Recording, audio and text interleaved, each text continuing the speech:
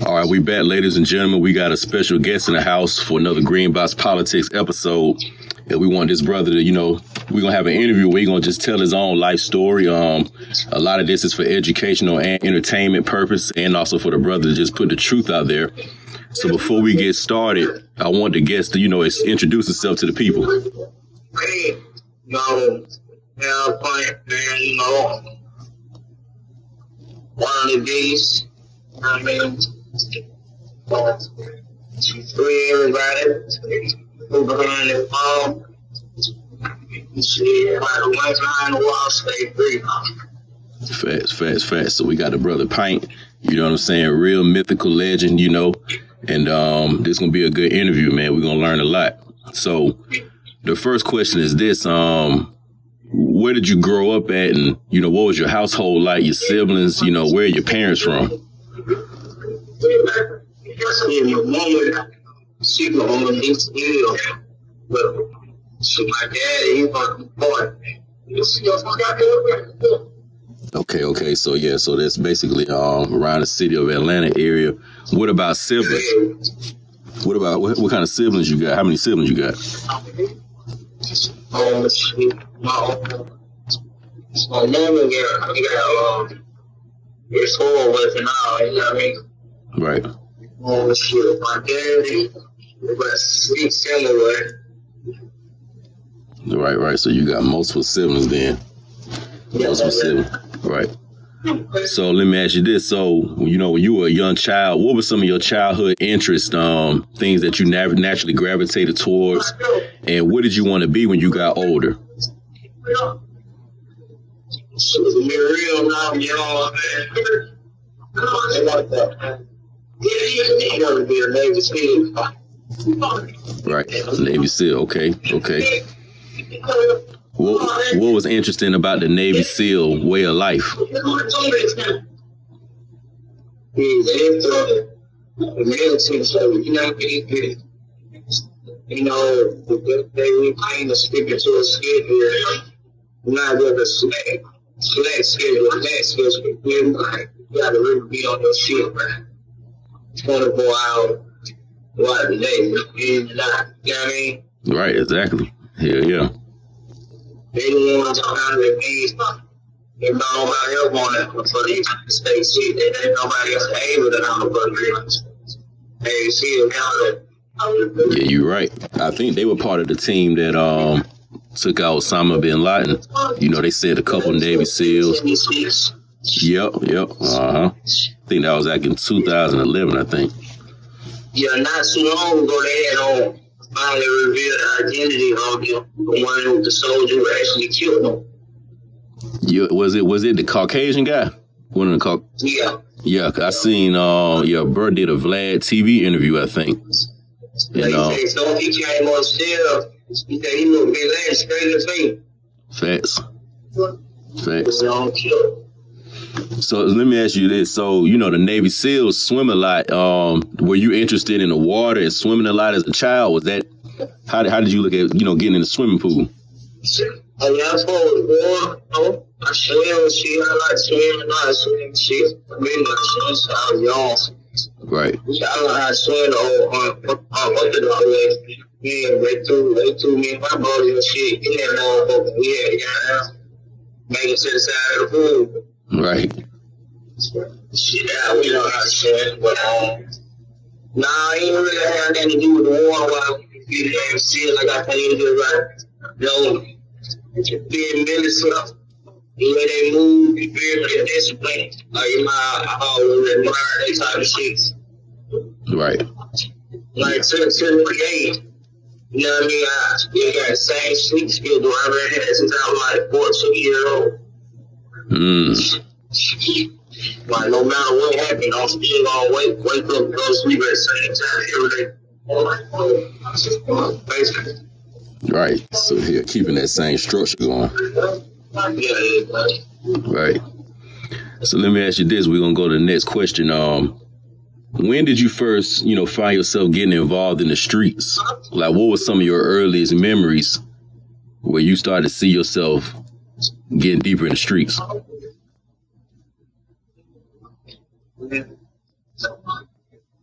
my first memory,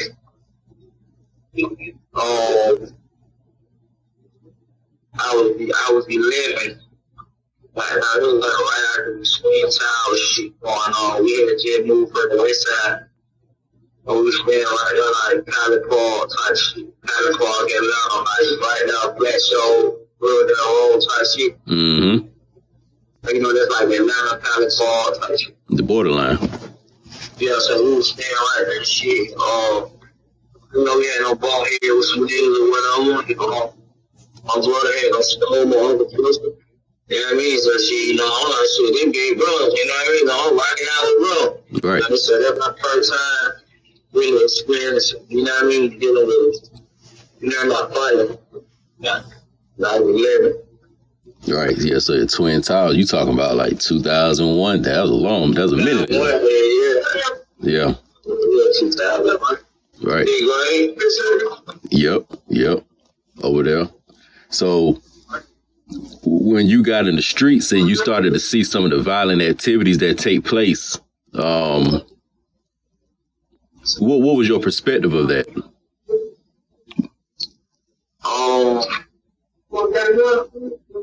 To be honest, I always vibe with like, I don't see it on both ends, so I recognize it for what it is, you know what I mean?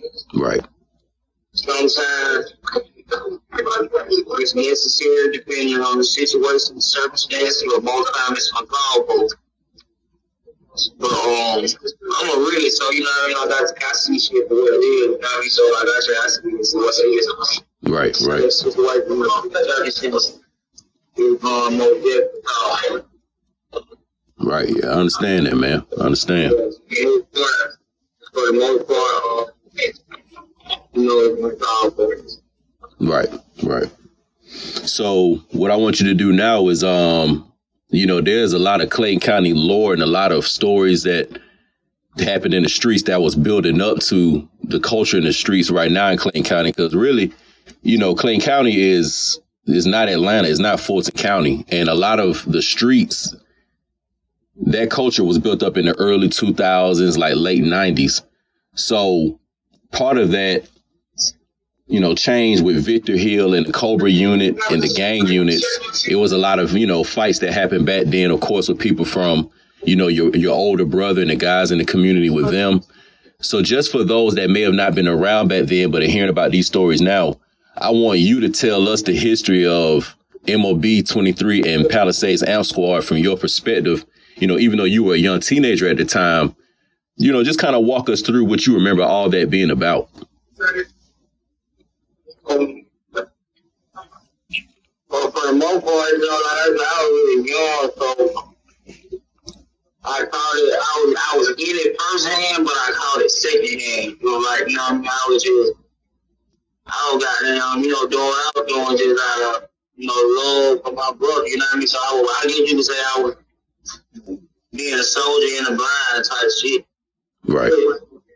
Now, because I didn't really understand the situation, you know, what was going on, because, you know, I was way older than me, so, you know, I'm in middle school, I'm hearing shit. You know what I mean? But I ain't really indulging in it. You know what I mean? Trying to find out what's going on. I look at shit, my brothers and shit. Yeah, oh shit, my brother. My brother. Right. Let me ask you this. Where did the name MOB 23 come from? What was the inspiration for that name? As far as you know. Well, to be honest, we want to know, like, you know, everybody had their little. We didn't want the cliche shit, you know what I mean? The Southside Mafia, the squad, like, you know, like Amp Squad, this squad, Southside Mafia, Shingle, like, we didn't want to be like everybody else, you know what I'm saying? Right, of course. And, you know, so I did, we was cool players, you know what I mean? Like, we all got just had children when we were young niggas and shit, so, like, we like the bitches, you know what I mean? So, it was like, we all wanted some money, so it's like, we don't money over bitches, we had this motto when we were younger, like, man, your whole goal, shit, the twin can go with it, you feel me? The bro can go with it, basically mean like, shit, if your hoe on that, you feel me? The bro can some ass on, you can't be mad, you feel what I'm saying? Right. So, you know, niggas don't speak to that. That's another story, but that's another story, but yeah, that's where it came from, you know. Right. So would you say that Point South, like, was that y'all little headquarters? That was a home base? Yeah, I'm on definitely. I'm on definitely. Shout out Point South, man. Yeah, so who some folks from, you know, MOB and your Point South, you know, life back then that, you know, you were rocking with, you want to just give a quick shout out to? To be honest, there's nobody from Point South. There's nobody that was MOB from Point South. To be honest, not the original, not the actual three, you know what I mean? Right, that is true. That's true. You know what I mean? None of us come back down Point South, but I got love for Point South, you know what I mean? Ain't got down. You know, I roll for the hood, you know what I mean? Right. I fuck with the hood as a whole, you know what I mean? Yeah. Facts. So, I say, you know, shout out to that girl, Point Side. You know what I mean? Shout out to Shayla. Yeah, y'all need to get your, or lose some weight, tone your body up, pull up on her. You know, she got a little female cheat-ball shit and shit going on, yo. Mm-hmm. Shout out to her, she from Point South. That's a female from the hood. You know, she prospered and her thing. Right. Yeah, real boy dude, you know. You know, he had a podcast and shit going on. Shout out to boy dude. Mm-hmm. You got a few, you know what I mean? You got a few, I ain't gonna say many. You got a few, you know what I mean? But you gotta try out. Oh yeah, definitely, man, definitely. Yeah, that's why I went to my whole middle school. So, you know, I always had love for that whole community back when we was, you know, very, very young.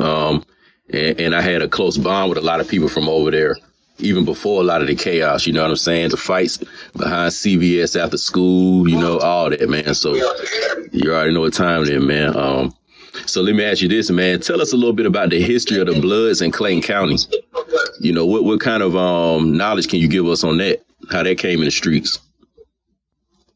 I mean, you know, when it came, man, Wayne was just so, the way just what it was, you know what I mean? Mm-hmm. Yeah, what it was, man. You know, some people went this way, some people did went that way, some people stayed where how they were, you know what I mean? But for the most part, like, it was more definitely a movement, you know what I mean, that I would say they were smelling on stuff, and I would say they were mixing the right of it. Right. Yeah, I would agree. What years did you really see it, like, starting to heat up? Like, for real, I'm gonna say, it was already sleeping because I never did. I be everywhere. I was everywhere all that. So it was like, you know, different part of time, you're gonna see different shit. Right. You know, and the group of people I came up with, you know, we heated up a little earlier around certain part. Then we did most of the south side. I'm gonna say the south side, I would say start heating up on that wave, like for real, 13, 14. 13, 2014. I'm saying around 2014, it was a blink. But, you know what I mean? It was, you know, it was coming along. Yeah, that's no, that sound about right. Cause when I was coming back and forth from college break, you know what I'm saying, I was seeing it more and more when I would visit a lot of the brothers. So you're right, it was around that time. It definitely was, you know, late 2000s, early 2010s. Just throughout being in, you know, the Clayton County streets, did you ever have any run-ins with Victor Hill? Yeah, man. Situation I'm happy. Situation you familiar with. Yeah. It came me personally. Damn, bro, came personally. I was 15. Yeah, he came and got me and my brother. Damn. So let me my mother was person. Then, you know, I had a couple of these while in the county. Right. Yeah, bro was like, he was like Denzel on Training Day, man. Yeah, real outlaw, man. So, you know, let me ask you this, man. When people, you know, can look into some of your situations and your case online, they're gonna come across this guy named Lofton. Who is Lofton?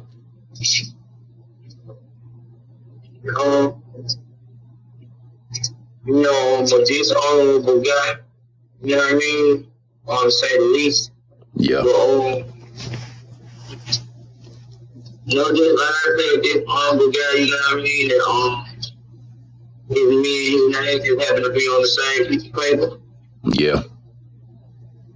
Yeah, he did some good things. So, you know, I mean, everybody much as I gotta say about him. You know, he was just honorable guy. Oh yeah, I mean that's saying enough, man. That's saying enough. So you know, as much as you know will want to share it into the best of your knowledge, man.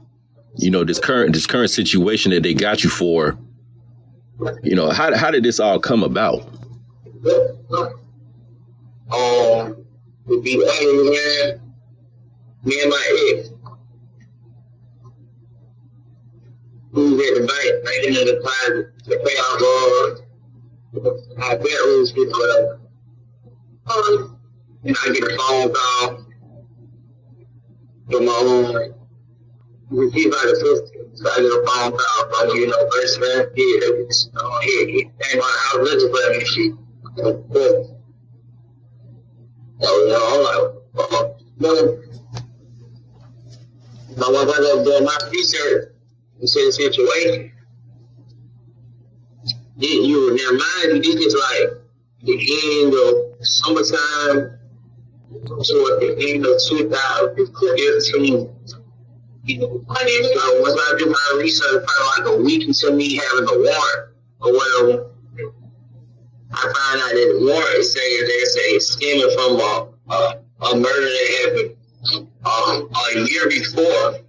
Maybe some shit like middle 2014 type shit, summertime 2014 type shit. So I was real, you know what I mean? And my mind blown. Like, what the fuck is they talking about? What the hell going on? But I'm not actually knowing what's going on. I can see if I would have been in a situation, or you know what I mean? I would have an inkling of what's going on. But my mind blown. So let me. Dude was arrested for a situation like this, and this situation that we in came up with him or some shit, man. Hey, man. He did a dance over. Yeah. So this person that they said got shot in the back of the head, did you know him? Nah, I ain't know him. Didn't even know the man. And the young female that was also involved in the situation, did you know her? Nah, I ain't know her either. They said some girls and shit. Nah, I didn't have no purpose other than her either. Right. Because, you know, the way that they trying to paint the whole situation and, you know, portray the case is, you know, folks selling pussy, basically, you know, excuse my language. And, you know, the guy allegedly got set up like that, you know, shot in the back of the head. And then the house was burned down. And they come to you a whole year later. So this happened in 2015. And then they pulling up on you. This happened in 2014. And they approaching you in 2015, a whole year later. Yeah. So this was so crazy. The DA who indicted me was in the interrogation room the night my co-defendant got arrested. So it's like, man, I already had this shit put me on the plane. Yeah, I mean, the way well, let me ask you this. Would you agree that majority of their evidence and the reason that they used to convict you, it came from the testimony and statements from these two people involved? You know, and that's... See, here's the thing about the case. Okay, they're going out to theory of a robbery gone bad. If you look up my case, it's going to say it's a robbery gone bad. Why wasn't I charged with robbery, armed robbery, or anything? So far along with this murder that I allegedly did, because the underlying felony for murder, it has to have an underlying felony showing that this occurred in order for this murder to happen. You understand what I'm saying? Right. That's a legal error. You see what I'm saying? So that whole story about the state's witness was a witness when I went to trial. After I got convicted of a further testimony, the state witness became a co-defendant. So they went back and charged the state witness as a co-defendant instead of perjury for lying on the stand. You feel what I'm saying? In order to not charge with perjury, because that's clear cut for me. Hold on 1 second. All right.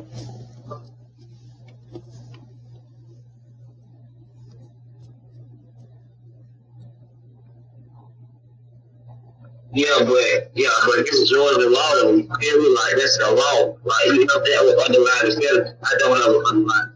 They're going to try to consider aggravated that nigga saw it, the underlying felony. That's not law. That's not law. And also, too, let me ask you this question. Because you know, like they'll try to pull up people's record, they juvenile stuff, and try to make you look like this monster. But prior to this situation, you were legally allowed to carry firearms, right? Yeah. Right. So. I mean, I worked with the right. So. I was 25 years old, no record.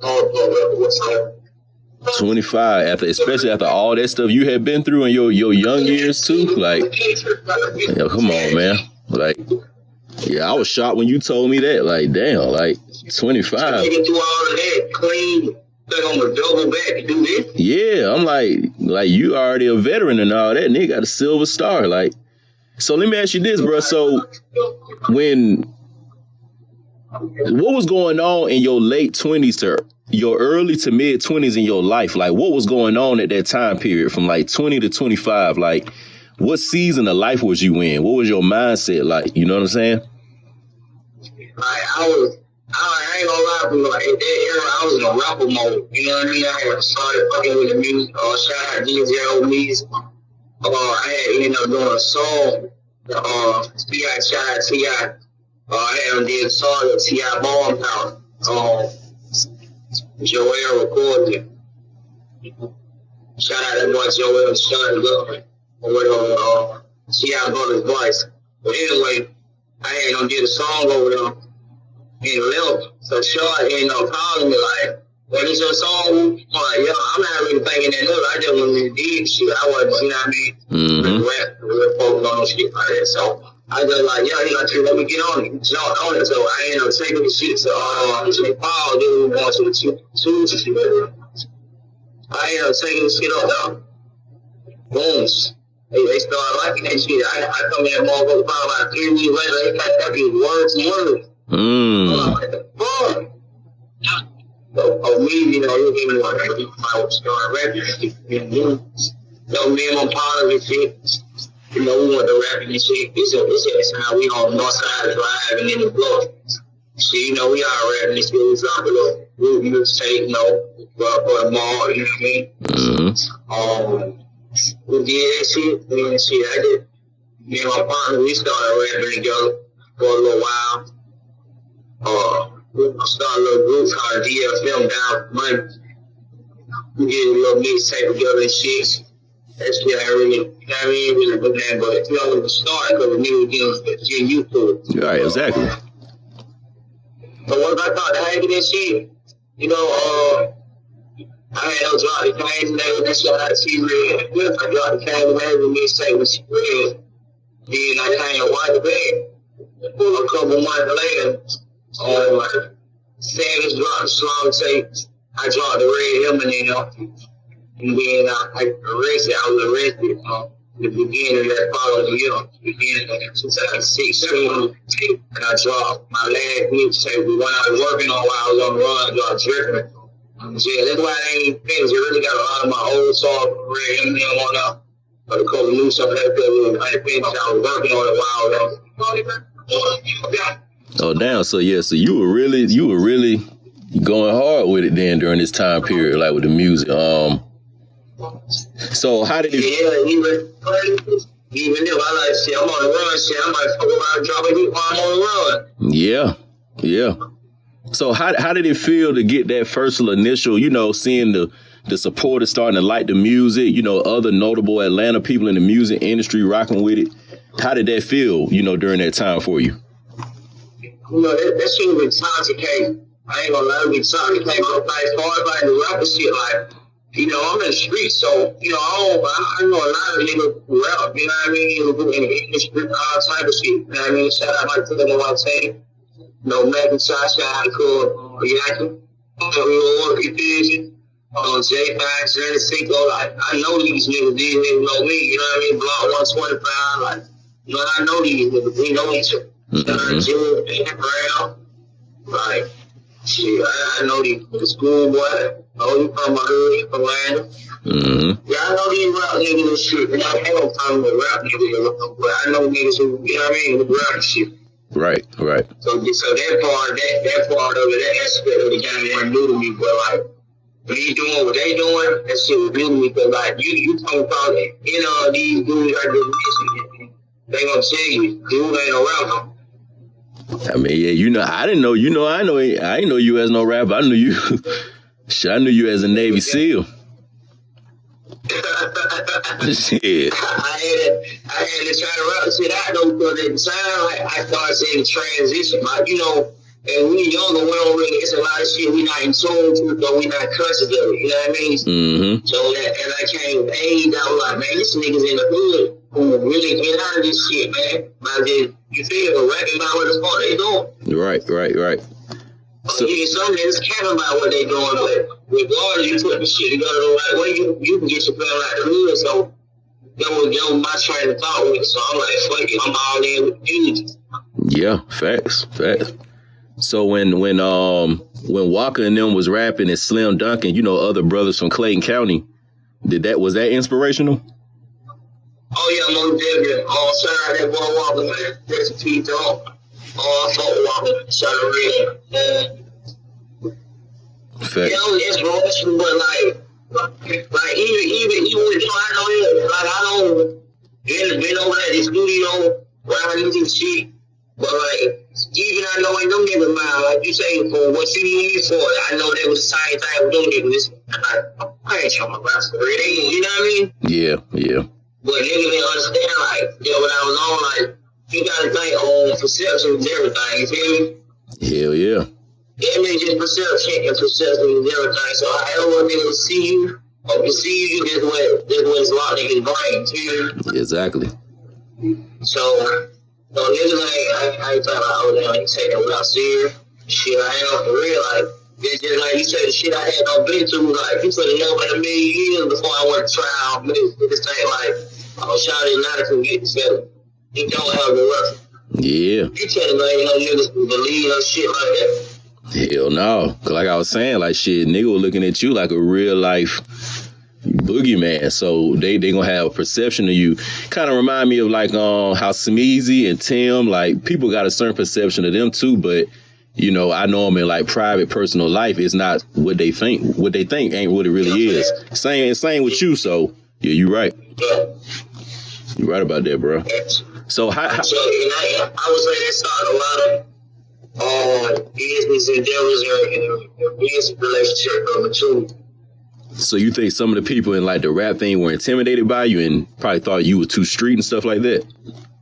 You're not necessarily intimidated by me, because I don't want to say, like, I fuck these niggas, so I want to say that. I'm not intimidated by me, but you're intimidated by my aura and what I bring to the table. You know what I'm saying? Like, I see. Like, if a cloud overshot, he's dangerous. Like, it's gonna be dangerous. It's gonna be some action. Right. Shit, you know what I mean? Right. You don't be want to deal with it when it's transition. You know what I mean? Out of the streets and shit. Yeah, I understand that, man. I understand that. So now, you know, what's real big on YouTube and internet now, a lot of brothers that, you know, have had experiences like in the county jail, the state prisons, you know, and a lot of the wild stories that they have, they telling the people, and people in the free world, they learn a lot from it, for, you know, to see what it really is like and how real in the field it can get. So what was that transition like, you know, from the county jail to the state prison? Like, what was it like when you got to Jackson, and like, what was that initial encounter like for you?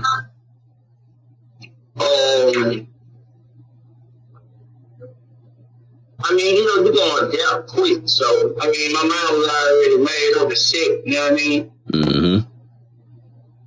I'm like, whatever it is. So, I mean, you can say, like, it was a different, you know what I mean? What was one of the main difference you noticed?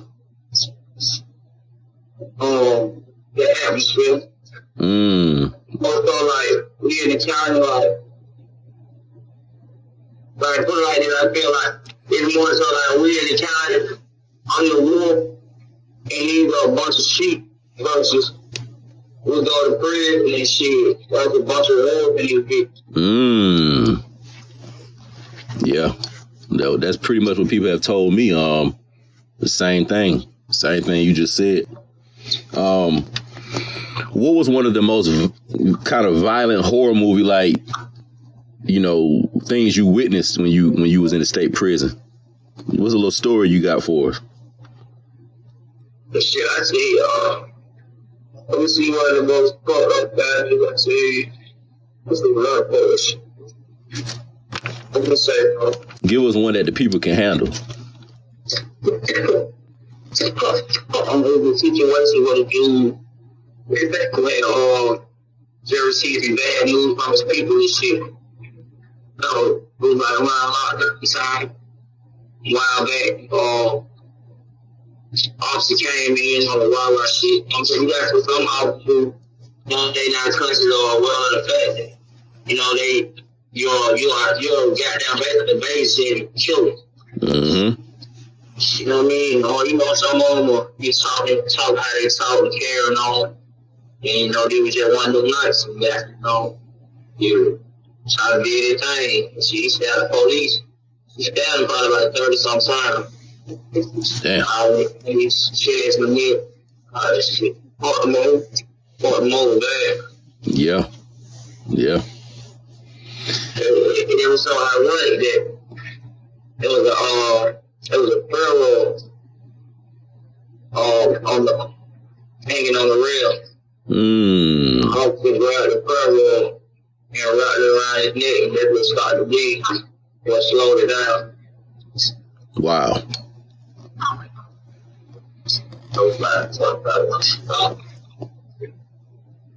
So, like,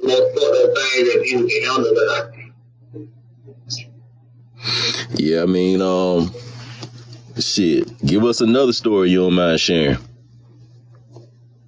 The situation. Well, heard a bigger dude kept picking on the floor. Older white dude, but the white dude was dead though. You know what I mean? Should have been doing time. You know what I mean? He ain't no game, no affiliate. He ain't part of it. Just a little old white man. So people think. So, you know, dude keep picking on him and shit. They end up going to shower. So while John going to shower, he don't pick it upon himself and got a bowl and a bucket. They filled it up with water, so it was boiling in hot water. You know what I mean? You know, he told it over the night. So he comes to the top of the rail, and when the dog come in to shower. But if the dogs come in, you know, he throw that shit off the top of the rail. That's shit meat shot ass. Split his ass up, turned his ass pink. Yeah, it's just, you be saying folks get robbed. Yeah. But for the most part, I ain't gonna lie. If I'm somewhere, if I'm in the Yeah. I ain't with it. I ain't with no freshman. I'm not with no. They pay free taking shit. Right. No, I'm gonna mix that. Right. So, my next question is this. So now we're going to transition to, Islam and the deen. When did you first learn about Islam? Well, I've been on about things since I was young. But teaching myself, learning myself as I got older. Okay. Right. When I was young, like 7 or 8, I was to pass with Uncle Tony. Yeah, so you had an older uncle that was already on it. Yeah, my great uncle, my grandmother, Uncle Tony. Okay. So yeah, your Uncle Tony was on Dean. What was one of your favorite biblical or Quran stories and why? I'm saying, it was because it was a third of the Quran. You know what I mean? So that's what I would say. Okay. Yeah, because a lot of folks that be so your prophet is God, one indivisible God, sustained needed by all. He has never had offspring nor will be done. And there's no failure. And what? He was not begotten, nor does he begot. That's not my favorite. Okay, cool. Yeah, a lot of people hearing that gonna definitely look into it, and a lot of folks that of course, that started all off. Right. Yeah, all the sewers hitting. It was just, I just wanted to see what you were gonna say. Yeah, they all hitting. So let me ask you this, man. Do you remember the specific, I guess, moment or time when you was like, I want to, follow more of a righteous path to the best of your ability and, work on evolving into the man that you've become today? To be honest, I want to say I've been moving like that like the last couple of years. Feeling like I'm so different from the person that I was, who I used to be. And, that unfolded a lot of my friendships and relationships with people. How so? Because people can't see past what I used to be, you know what I mean? Give us an example of that. For instance, I was talking to, I was having a conversation with a younger dude the other day, and one of my partners pulled up. The whole situation came up. The whole situation came up the shit. And you know how they was talking about it? You know how, how old it was? Like, that would be like extra history. Like, the things people go out for, here they all go out for what they hear, or what they heard. Most people going off the stories from when I was a teenager.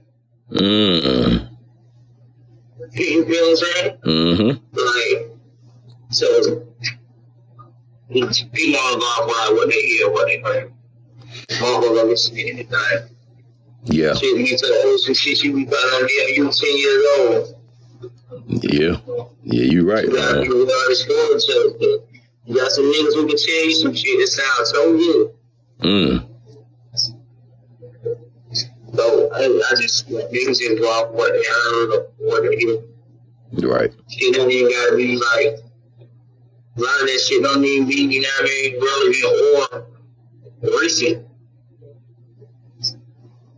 But it's just people.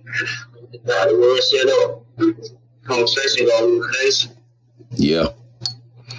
Yeah, you right about that, man, because I remember one of the last time me and Tim was in Palisades just visiting some people, and you could tell they still was seeing him as an old Tim versus the new man he's become.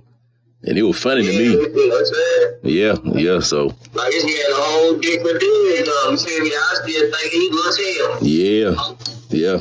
And like I said, they do some easy like that too. Like, they don't be knowing that folks done grown past a certain way of thinking. I mean, even with myself, like a lot, you know, I kind of mastered it a little better, but yeah, they don't want to let the old go and accept you for the new you. So I understand what you mean by that, man. I said in interview too, shout out that boy Smeezy, man. Yeah, he most definitely will shine you out, man. So yeah, next time I see him, I'm gonna let him know that, you know, I was speaking to you. He probably, I mean, he gonna hear this. You know what I'm saying? He gonna hear this. Yeah, man.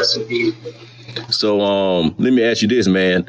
What is some life advice and life wisdom you would give people that's in the free world out here, you know, to make them really, you know, value their time and value their life opportunities? What's some wisdom you got for us? I start out with, man, time is precious, man. We can't get it back. Cherish it. Life is short. Spend time with your people. Love your people while you can love them. Let me be able to love you. A lot of times, we unlovable. We seem to do that ourselves to make people not unapproachable. We become unapproachable, unteachable, uncoachable. You know what I mean? Like, and people just gotta get out of people's stuff off the way. It's so short.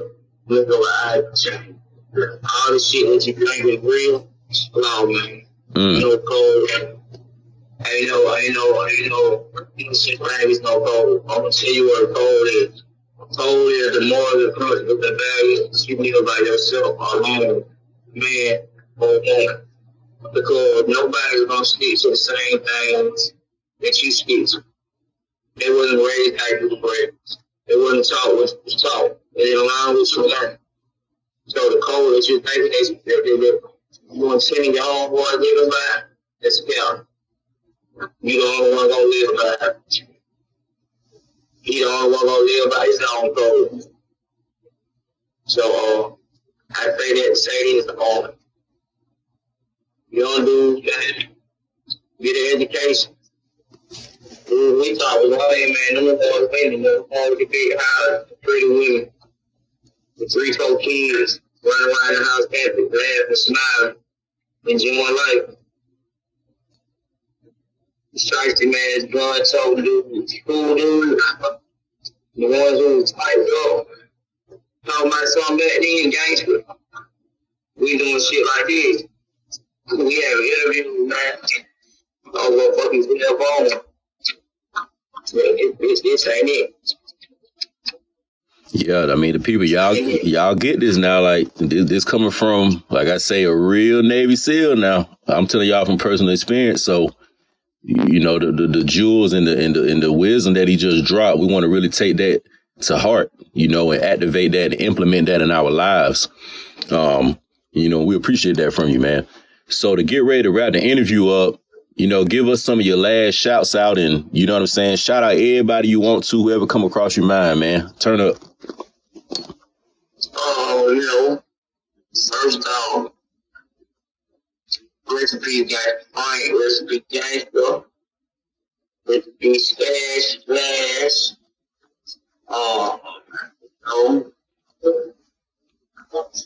free me and all of mine.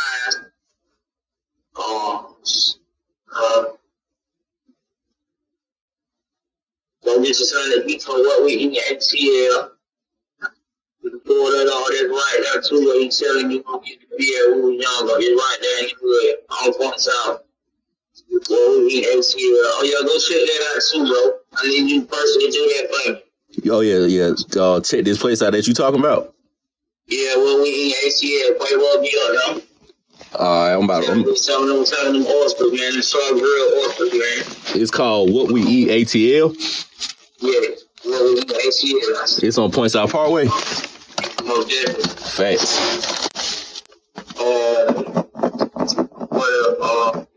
Shout out, man. Shout out the West.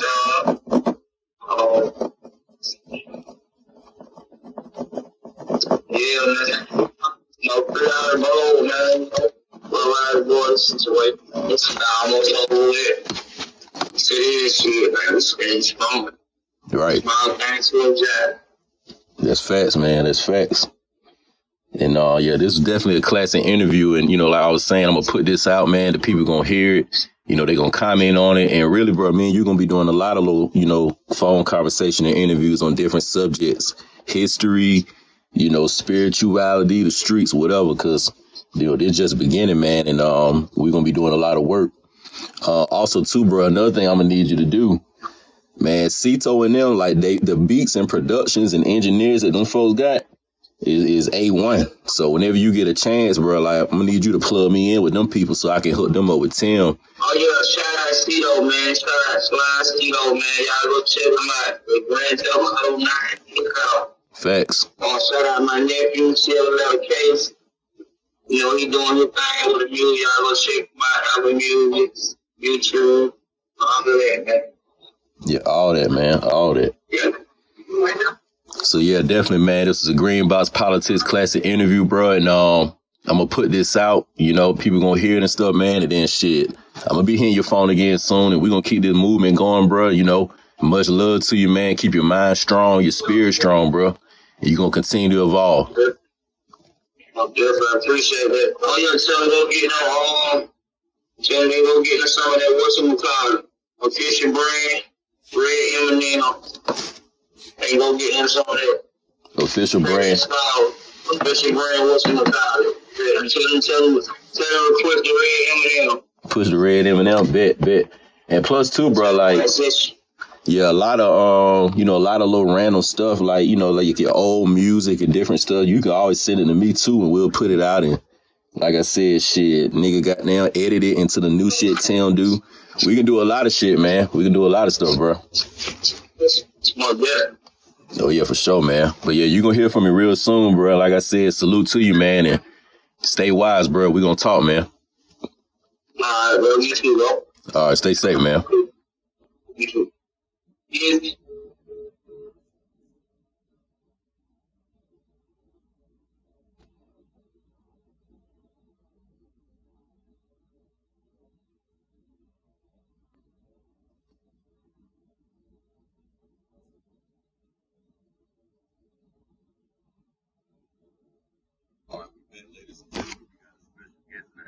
Another Green Box Politics episode. We want this brother to, you know,